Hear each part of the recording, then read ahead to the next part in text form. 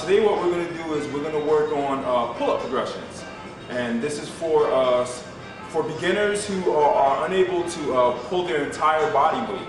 So this is for someone to be able to start off who you can have any weight, any amount of strength, as long as you have no injuries or whatever the case may be, or something that prohibits you from even doing a pull-up whatsoever. Maybe it can be a tear in the shoulder or maybe a back injury.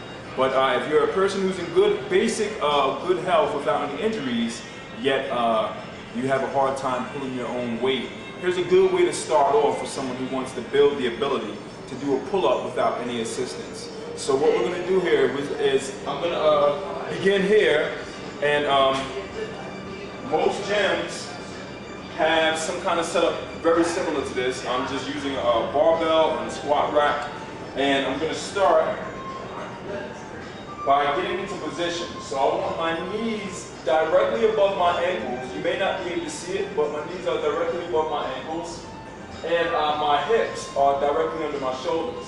And what I'm going to do is, using the barbell, I'm going to pull my weight up, but I'm using my legs for assistance. So I'm working my my latissimus dorsi, my upper traps are working, and my rhomboids are working, as well as my shoulders and some biceps. So I'm using my legs as well, so this is a good total body workout because I am using a lot more muscles right now, and so I'm burning a lot more calories than if I was just using one muscle or one particular muscle group. So it kind of helps to use the legs as well.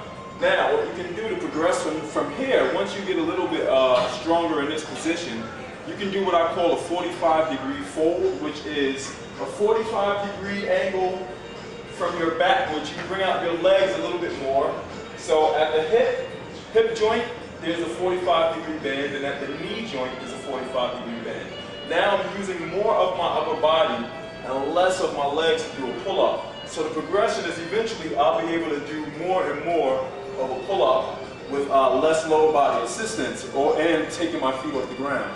Next, what I'm going to do is I'm going to extend my body into a plank position.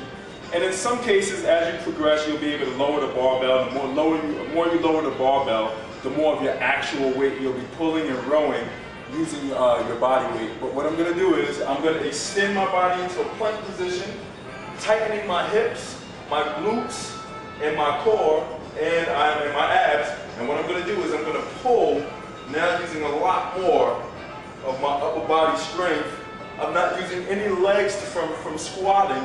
All I do is I have my leg rested on the ground. So in this position here, it allows me to be able to simulate a pull-up without ever having to leave without my feet ever having to leave the ground. And that's for beginners. And the second part of this will be a pull-up progression for people who are able to do pull-ups and lift their own body weight. But there's another portion of that mountain to climb to do a whole lot more.